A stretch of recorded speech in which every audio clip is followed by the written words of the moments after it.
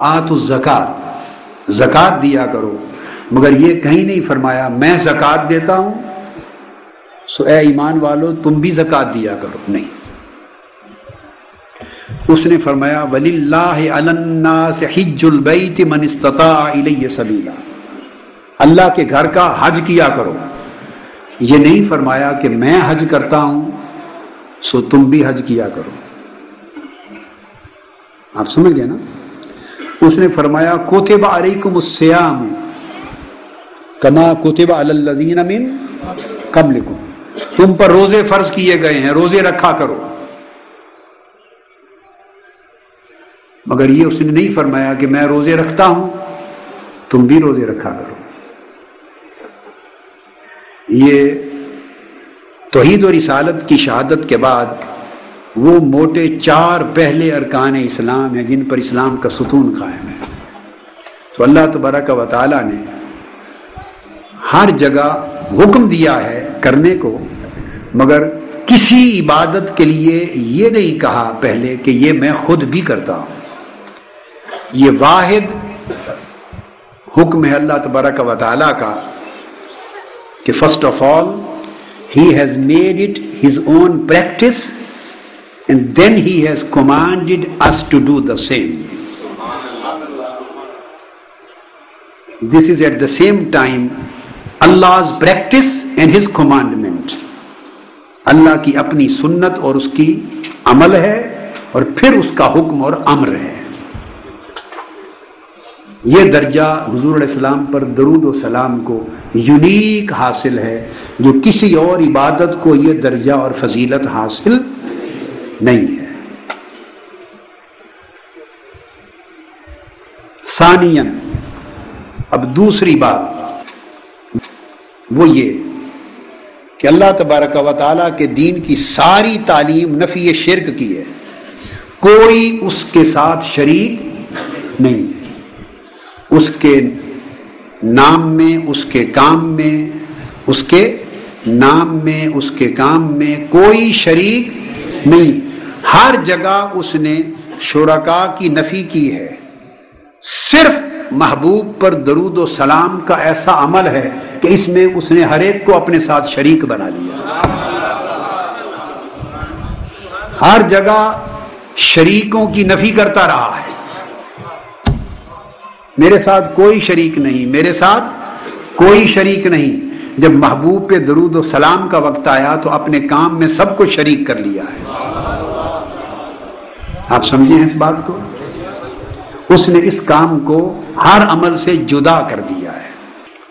پھر تھوڑا سا گرامیٹیکل انالیسز مختصر سا کر لوں، وہ میں نے پہلے بعض مواقع پر کیا ہے، اس کی تفصیل میں نہیں جاؤں گا، کچھ نئی چیزیں، تفصیل ان چیزوں کی بیان کروں گا جو نئی ہوں گی، بریفلی ان پر روشنی ڈال لوں۔ یہ آیہ کریمہ قرآن مجید میں یہ جملہ اسمیہ ہے، کیا؟ عربی زبان میں ایک قاعدہ ہے کہ جو جملہ اسم سے یعنی ناؤن سے شروع ہو اس کو جملہ اسمیہ کہتے ہیں، اور اگر جملہ کسی ورب سے فعل سے شروع ہو تو اسے جملہ فعلیہ کہتے ہیں، یہ عربی کا قاعدہ ہے۔ اب جو جملہ فعلیہ ہوتا ہے، جو ورب سے کسی فعل سے شروع ہوتا ہے، ایک خاص بات یاد رکھ لیں، اس کے لیے شرط ہے کہ وہ کسی نہ کسی ایک زمانے کے لیے مشروط ہوتا ہے۔ فعل کبھی بھی زمانے سے خالی نہیں ہوتا، ہر فعل verb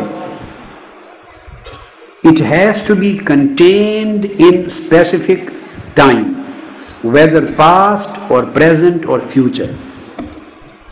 یا فعل ماضی ہوگا، بولیے، آپ کہیں گے it is past tense، یا فعل حال ہوگا this is present tense، یا فعل مستقبل ہوگا you will say future tense۔ ایک فعل سارے زمانوں پر کبھی حاوی نہیں ہوتا۔ آپ کہیں گے میں نے کھانا کھایا.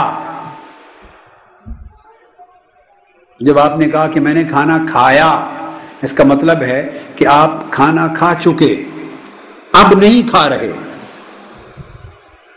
اب یا کہیں گے میں کھانا کھا رہا ہوں، آئی ایم ایٹنگ، تو یہ حال ہے، یعنی اب کھا رہے ہیں. اس میں اس بات کی ضمانت نہیں کہ آپ نے کل کھایا تھا یا صبح کھایا تھا یا نہیں، اور شام کو کھائیں گے یا نہیں. At present you are eating, so there is no description or mention of past or future. So this present tense contains only one time frame. یا آپ کہیں گے میں کھیلوں گا، I will play. اس کا مطلب ہے کہ you are saying something about future. اور اب اس میں یہ ضمانت نہیں کہ آپ کہیں پہلے بھی کھیلے تھے یا نہیں، اور اب کھیل رہے ہیں یا نہیں، یہ شامل نہیں. آپ کھیلیں گے مستقبل میں. تو جب جملہ فعلیہ ہوتا ہے تو وہ کسی ایک زمانے کے ساتھ مشروط ہو جاتا ہے، وہ مقرون بالزمان ہوتا ہے، conditioned with some period, some time. It becomes qualified and conditional with a special span of time. It cannot be continuous, endless, everlasting. It cannot be persistent. Either it has to be contained in the past period or present or future.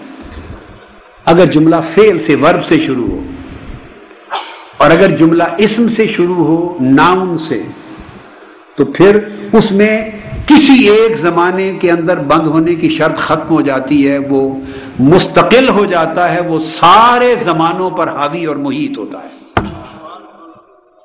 It applies to past, it applies to, in the same way it applies to present, and it in the same way applies to future.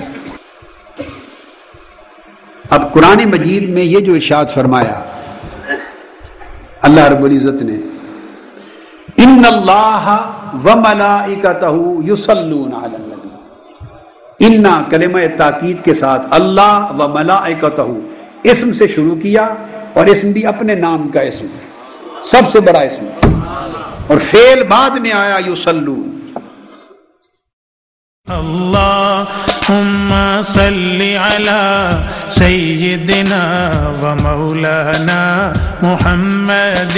اللہم صلی علی سیدنا و مولانا محمد وعلی آلہ وصحبہ وبارک وسلم.